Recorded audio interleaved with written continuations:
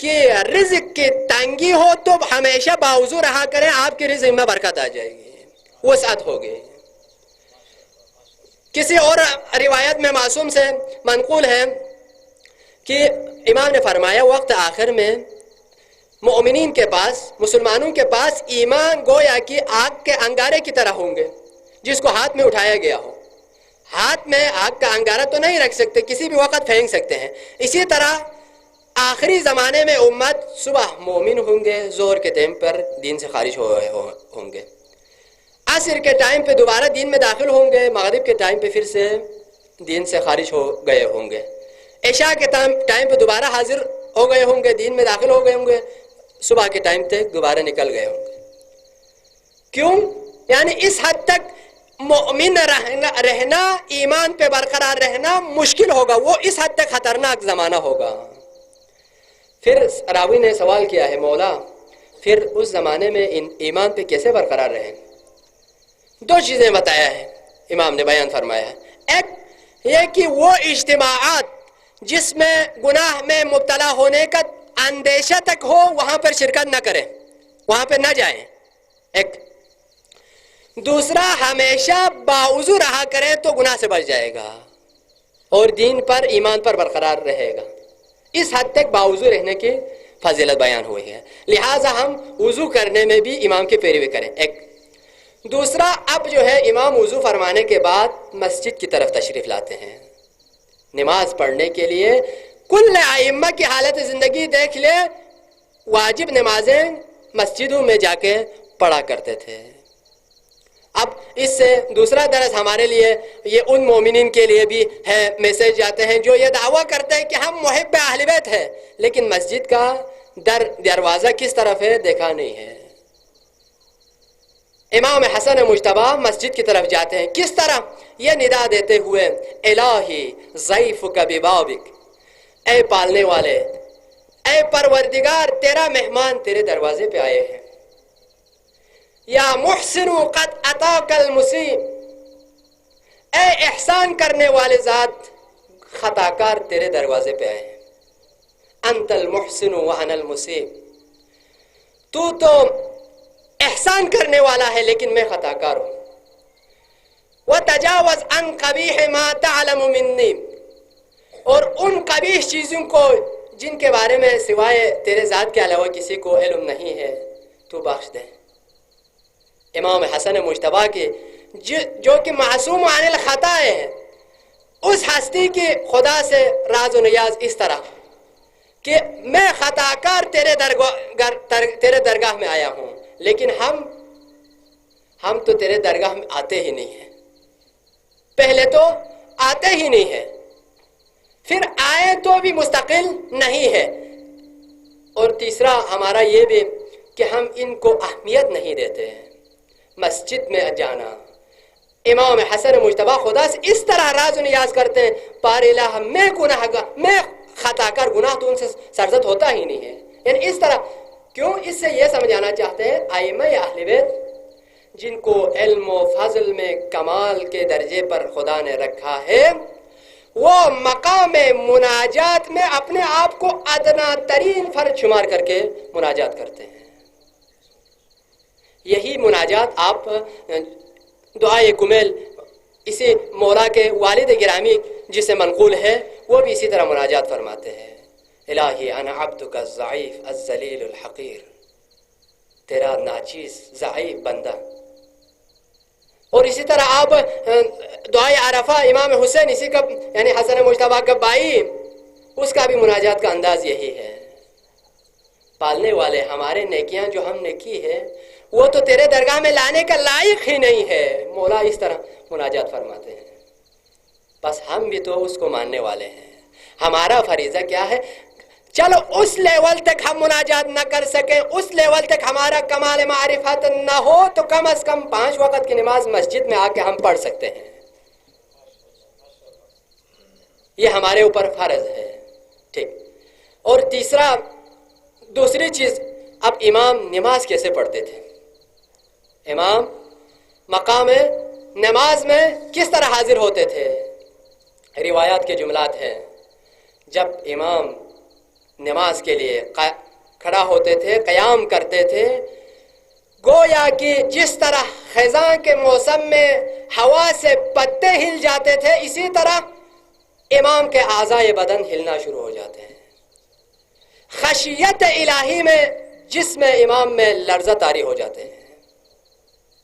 یہ ہے مقام امام، خشیت الہی میں اس حد تک اوج کمال کو پہنچے ہوئے ہیں، اور ہم بھی نماز پڑھتے ہیں۔ امام کی نماز دیکھیں، یہ وہ امام ہے جو دو اماموں کے حوالے سے تاریخ میں ہمیں ملتے ہیں۔ ان میں سے ایک یہی امام ہے کہ جس کے والد گرامی زخمی ہو کر، پیشانی شق ہو کر زخمی ساتھ ہے، اور امام حسن مجتبیٰ کو حکم دیا ہے، بیٹا حسن آپ نماز صبح قائم فرمائیں۔ امام نے نماز جماعت قائم کی، وہ بھی کمال خشیت میں، خشیت الہی کے کمال کے ساتھ۔ اس حوالے سے لکھتے ہیں علماء، یعنی مقصد یہ کہ ہمیں یہ بتانا چاہا ان شخصیتوں نے کہ ہم نے قربانی دے کے اس نماز کو زندہ رکھا ہوا ہے۔ جس کو تم پڑھتے ہو اس کو ہم نے، کسی نے جو ہے محراب میں سر مبارک شق ہونے دیا، کسی نے گوداہ قدلگاہ میں سر کٹوا کر اس نماز کو زندہ رکھا ہے۔ اب اگر ہم نماز نہ پڑھیں، ان جوانوں سے میرا مخاطب ہے کہ اگر نماز نہ پڑھیں اور ہم یہ کہیں کہ ہم حسن مجتبیٰ کو ماننے والے ہیں، تو پھر ہم اپنے آپ کو ہی گویا کہ ہزار لعنت کریں کم ہے۔ اس ہستی کو ہم ماننے والے جنہوں نے اتنی قربانیاں دی اور کمال خشیت کے ساتھ نماز قائم کی ہے۔ عزیزان محترم، ہمارے لیے درس اس مولا کی اس سیرت میں یہ ہے کہ ہم بھی نماز اول وقت پر پڑھا کریں، اور نماز خصوصاً امام حسن مجتبیٰ کے حوالے سے نماز صبح کے تعقیبات کس طرح فرماتے تھے۔ نماز صبح پڑھنے کے بعد سورج طلوع ہونے تک کسی سے بات نہیں کرتے تھے اور ذکر الہی میں مصروف رہتے تھے۔ اگر ہم اس طرح تعقیبات نہ پڑھ سکیں تو کم از کم نماز صبح کے لیے تو اٹھنا چاہیے۔ اگر نماز صبح کے لیے نہ اٹھے تو پھر ہم اپنے آپ کو شیعہ کہنا یہ گویا کہ میں سمجھتا ہوں جائز نہیں ہے۔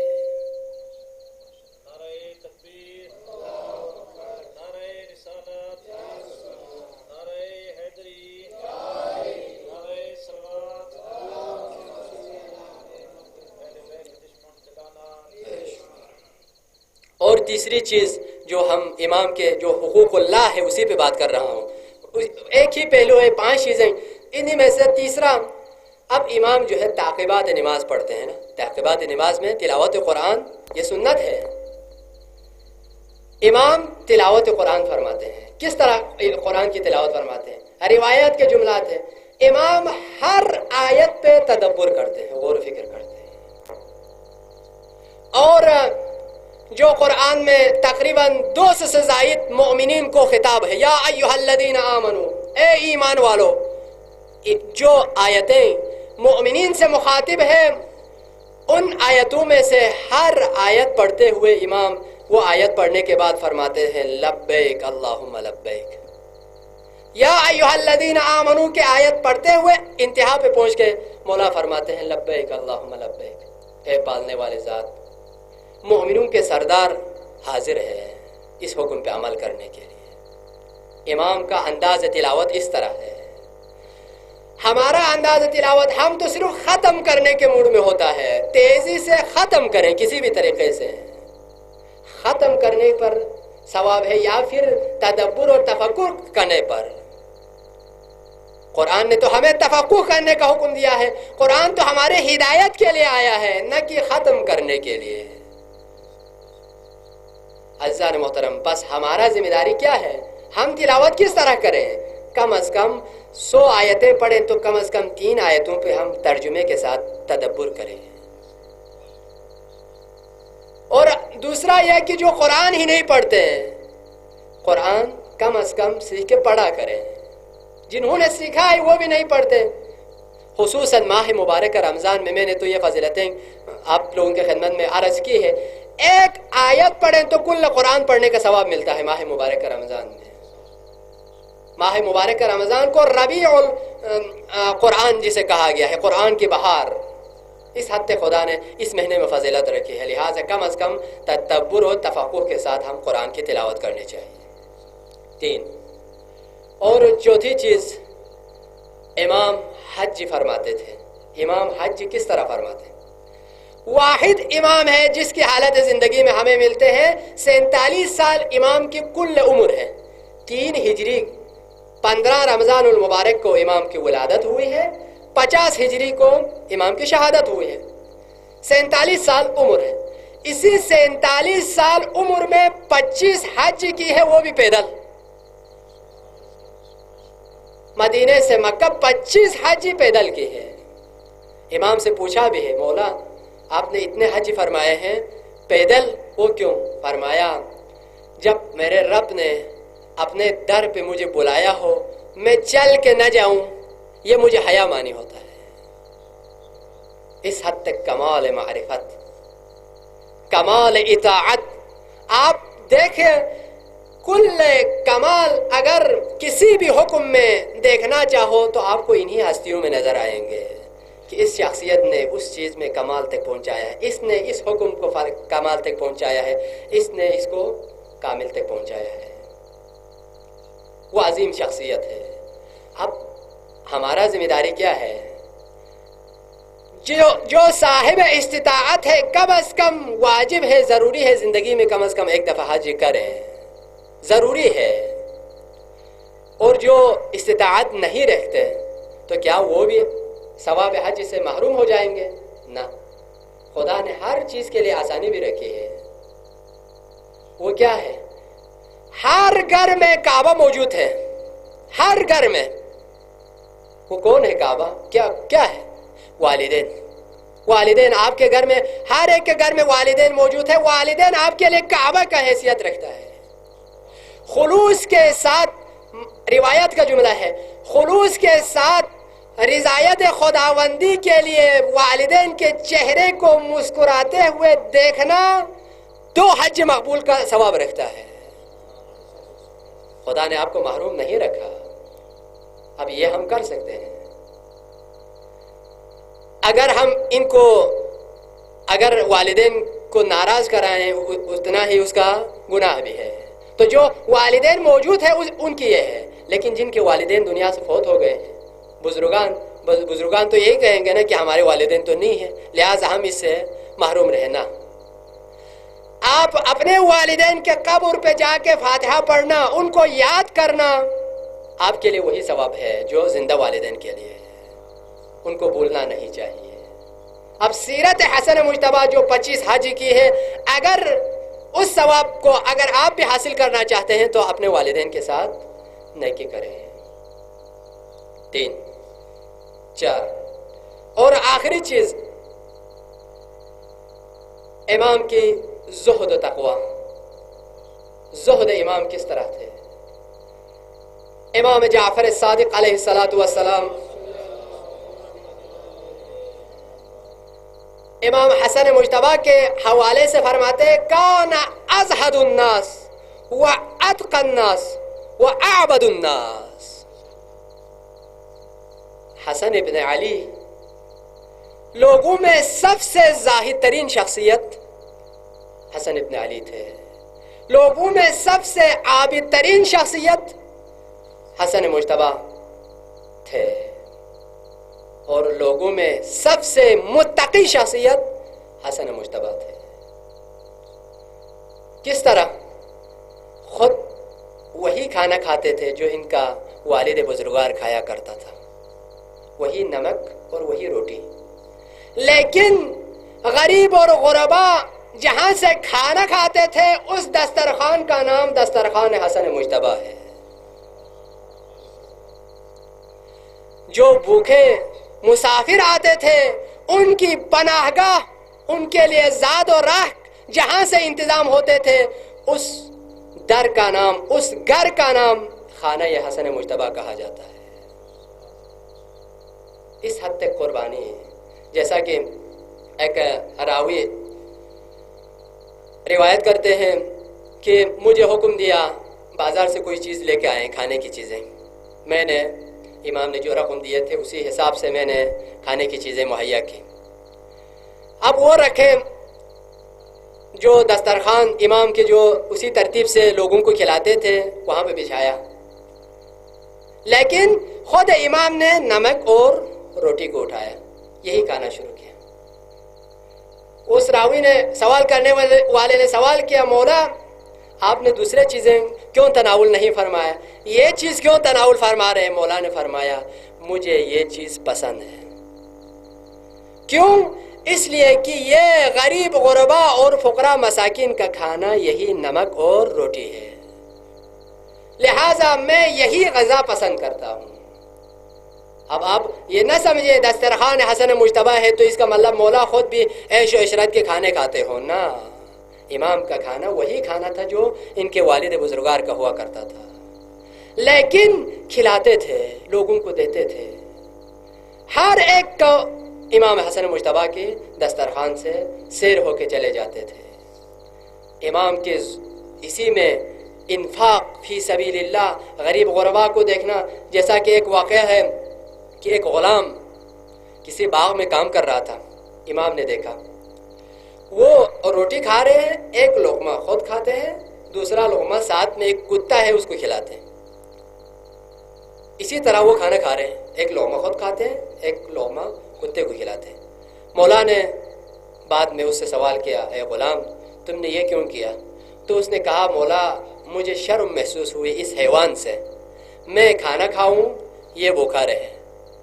جب امام کے سامنے اس غلام کی یہ حالت دیکھی، امام نے فرمایا اچھا پھر تم تھوڑا صبر کرو. امام دولت سرا میں تشریف لے گئے، درہم و دینار لے کے آئے، اس غلام کے مالک کے پاس گیا، کہا کہ اس غلام کو مجھے بھیجو. بیچ دیا، درہم و دینار اسے دے دیا، اس باغ کی بھی قیمت دے دی. پھر آ کے اس غلام سے فرمایا اے غلام تم راہ خدا میں جا آزاد ہو، اور یہ باغ بھی تم اپنے لیے ذریعہ معاش بنا لو.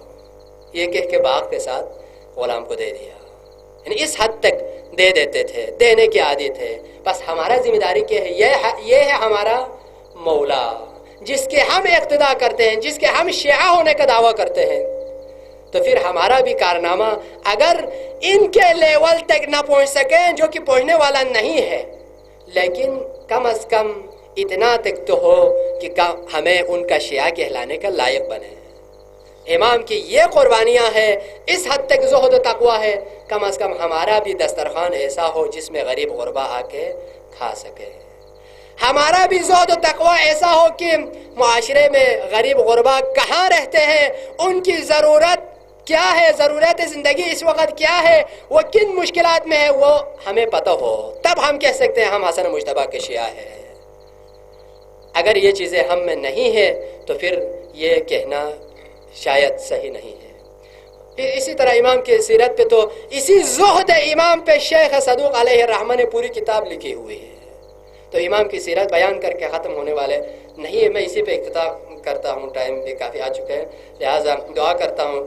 اس کے بعد آغا صاحب بھی تشریف فرما ہے، اس سے استفادہ کرتے ہیں. دعا کرتا ہوں بار الہ بحق حسن مجتبیٰ، امام حسن مجتبیٰ اور امام حسین کو واسطہ دے کے صادق آل محمد دعا فرماتے تھے. ہمارے لیے بہترین وسیلہ آج کے حجت یعنی حسن مجتبیٰ علیہ السلام ہے. اس ہستی کو واسطہ دے کے دعا کرتے بار الہ جن مومنین و مومنات کے دل میں جو بھی قسم کے حوائج شرعی ان سب کو برآوردہ فرما.